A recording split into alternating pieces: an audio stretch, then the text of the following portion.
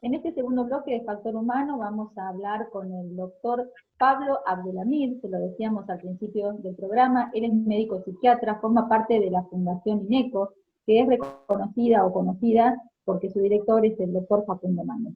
Te damos la bienvenida al programa. Buenas noches, Pablo, ¿cómo te va?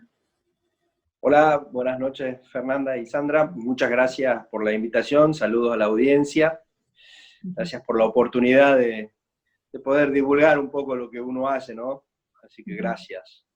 Bueno, y el cerebro por ahí es el órgano de nuestro cuerpo como que a veces más intrigas genera o más estudios, sobre todo en los últimos años, ¿no?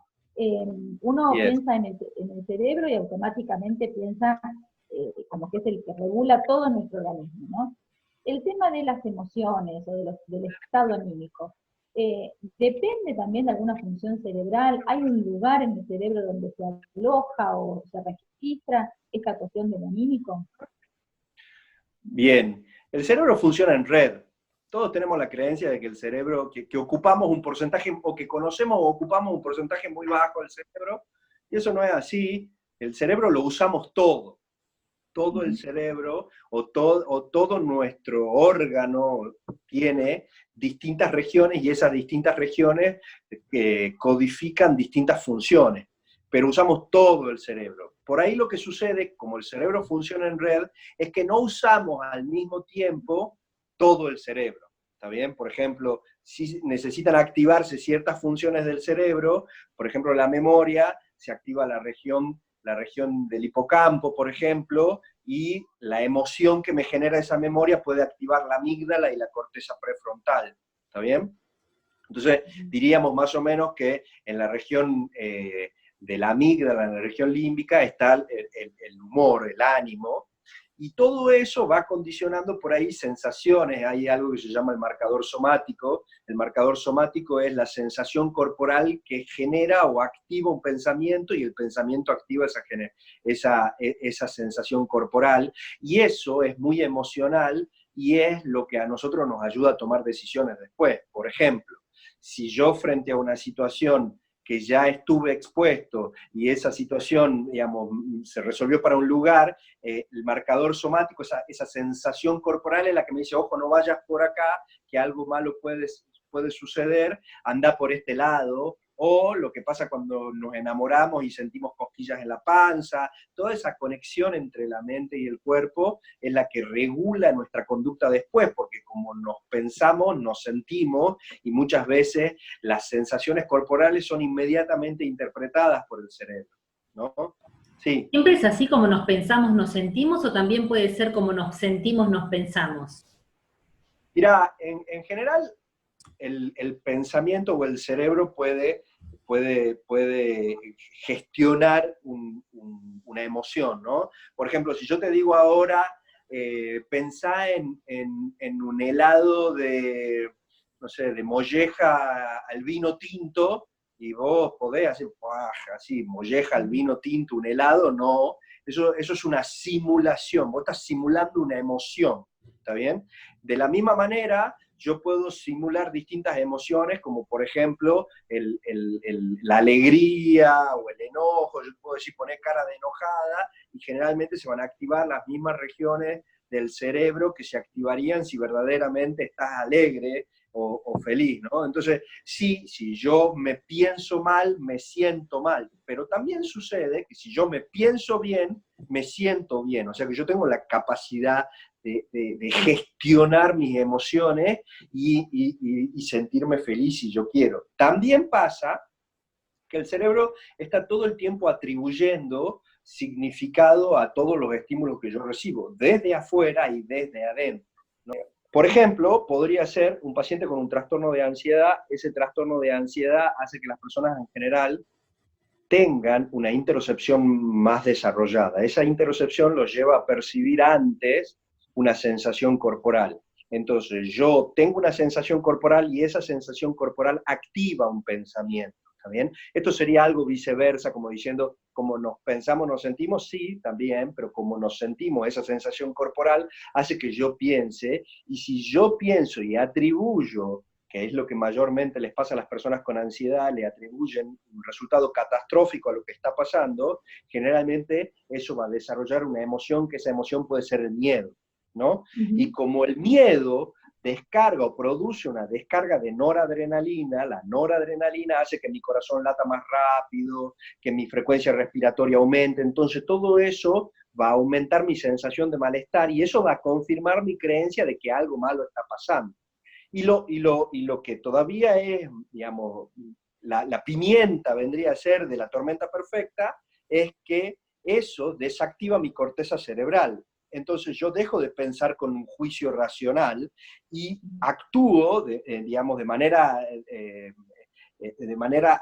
se activa la alarma y esa alarma hace que yo quiera sobrevivir. Entonces no me pongo a pensar si está pasando esto o está pasando otra cosa, yo debería hacer esto, no, como se activó mi alarma, yo reacciono frente al caos. Y esta reacción frente al caos generalmente es de lucha o huida.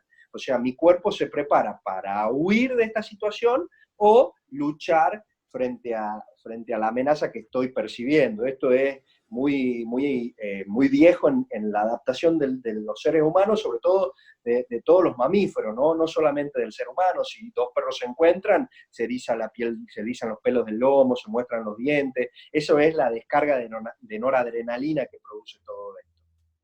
¿Cómo ves en estos momentos la relación que hay justamente entre pensamiento y sentimiento en época de aislamiento, donde estamos muy conectados con la información, con lo que está pasando con el COVID? ¿Cuál es la relación? ¿Qué es lo que estás viendo vos que puede estar sucediendo?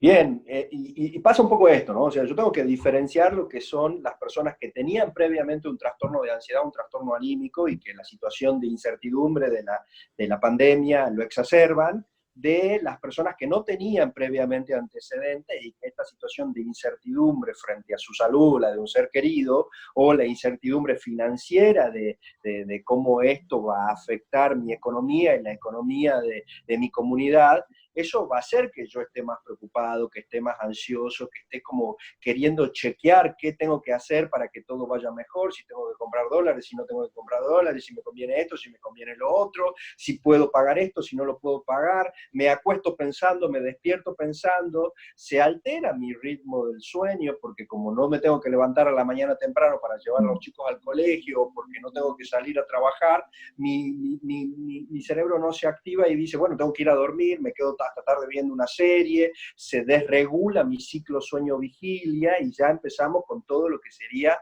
el desarreglo relacionado con esto. Desde ya, que yo lo puedo volver al eje, puedo intentar mejorar mi higiene del sueño, la manera de las cosas. Yo no puedo controlar todas las variables, tengo que tratar de enfocarme en las variables que sí puedo controlar para yo no ponerme más ansioso, ¿no? O sea que en realidad podríamos decir algo así como que un poco nuestro estado anímico, nuestro estado emocional, en buena parte depende de nosotros. Digo, lo que no podemos manejar, que es lo externo, está claro, no podemos manejar la pandemia, no podemos manejar esta situación que nos puede cansar, que nos puede dar temor, pero sí podemos en algún sentido elegir cómo atravesarlo. Totalmente, algunos datos, por ejemplo, si yo elijo llevarme de toda la información digamos, que la televisión o que las redes me muestran, hay muchas fake news y llega un momento que ya a mí eso me satura, me sobrecarga, uno tiene que elegir qué información va a recibir, tratemos de que esa información sea de fuentes oficiales, tratemos de manejar información de ese tipo. El cerebro tiene un fondo conspirativo, entonces de repente si llega una noticia de que esto es un virus que se creó en el laboratorio y que está hecho para perjudicarnos a los países en desarrollo, y, bla, bla, y todos nos la vamos a creer y nos vamos a sentir mal. Entonces no me conviene pensar eso. Hay un dicho, hay un proverbio chino que dice todo puede ser para bien o puede ser para mal, ¿no? Esta situación en la cual uno dice, no, pero la situación de pandemia, bueno, yo hasta antes de la pandemia estaba viajando a Buenos Aires, una semana estaba en Tucumán y una semana en Buenos Aires, y por la pandemia me quedé en Tucumán, y es como que de alguna manera yo me forcé a adaptarme a Tucumán y no seguí con una transición. Entonces, en mi caso, quizás lo que para otro fue malo, para mí fue bueno o elegí pensar en algo bueno. Yo te voy a decir, te voy a poner otro, digamos, aditivo. Cuando estaba empezando la pandemia, tuve un desprendimiento de retina. Me quedé ciego del ojo izquierdo. El primer fin de semana largo.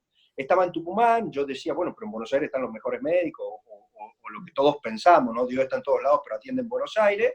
Y por suerte me operó acá un médico muy bueno en Tucumán, la verdad que excelente, el doctor Pedro Nuova, y yo todo lo que en ese momento era incertidumbre y me iba a quedar con un solo ojo y no podía hacer un montón de cosas, hoy, después del tiempo, ya la estoy haciendo, pero elegí ver la parte positiva o el vaso medio lleno, ¿no? O sea, uno tiene esa tendencia, algunas personas la tienen más desarrollada, otras la tienen menos desarrollada, pero todos podemos entrenarla como ir al gimnasio. Yo puedo elegir lo que pienso. Nuestra genética está encargada del 50% de nuestra felicidad, ¿está bien? El 50% restante depende un 10% y solo un 10% de las cosas que yo me compro, de las cosas que yo adquiero, ese auto que tanto deseé y que tanto lo quise, y una vez que me lo compré, ¿cuánto tiempo me duró la felicidad? Muy poco tiempo. Y la industria ya aprendió, la industria automotriz ya aprendió que eso es así. Entonces, el auto del 2020 que yo me compro, en el 2021 va a cambiar el modelo para que genere en mí una expresión de deseo y yo quiera comprarme ese auto porque el que yo tengo ya es viejo.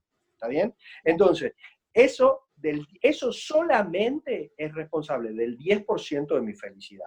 El 40% restante va a depender de lo que yo haga y cómo yo lo haga. ¿Está bien?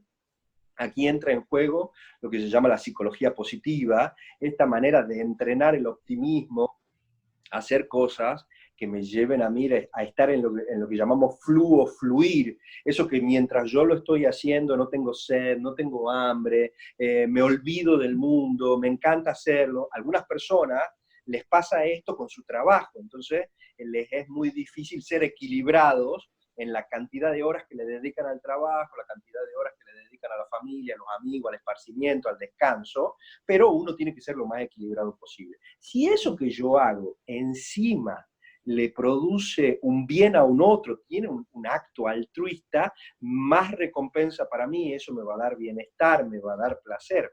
Somos seres sociales.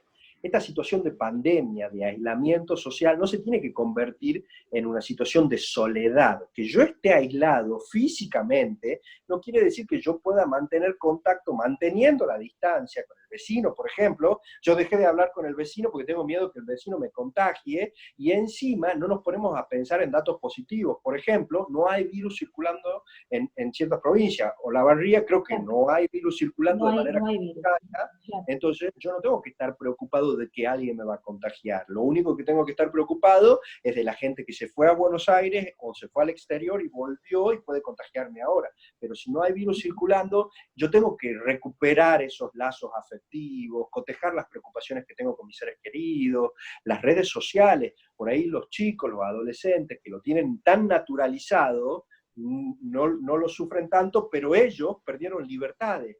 Y ellos estaban acostumbrados a tener libertades y a tener independencia, a transgredir con ciertas normas, y de repente ellos fueron los que más perdieron, a pesar de que tienen un gran manejo en las redes.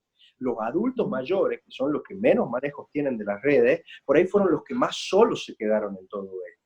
Entonces, esto de tener un ser querido, un vecino, aunque sea, y yo poder tener un acto de voy a comprar, yo te compro para vos, quédate tranquilo, te traigo, enseñarle a usar las redes sociales, todas estas cuestiones que nos acercan, ¿no? Insisto, es un distanciamiento social, no tiene que ser soledad el resultado de esto, porque la soledad está demostrado que afecta a nuestro corazón, afecta a nuestro cerebro, es un factor de riesgo casi o más grave que el colesterol, que la diabetes, que la hipertensión, así que yo para cuidarme tengo que ser feliz lo más que pueda, ¿no? Tengo que tratar de encontrar esa felicidad. A los que les funciona la espiritualidad, por ejemplo, rezar, la meditación, el mindfulness, tiene mucha evidencia que ayuda a sentirnos mejor. Bien, nos vamos a ir a un corte comercial. Cuando volvamos seguimos hablando de cómo ejercitar nuestro cerebro para que tenga este pensamiento positivo, para que inclusive pueda mantenerse activo incluso en los adultos mayores. Ya volvemos. Bien.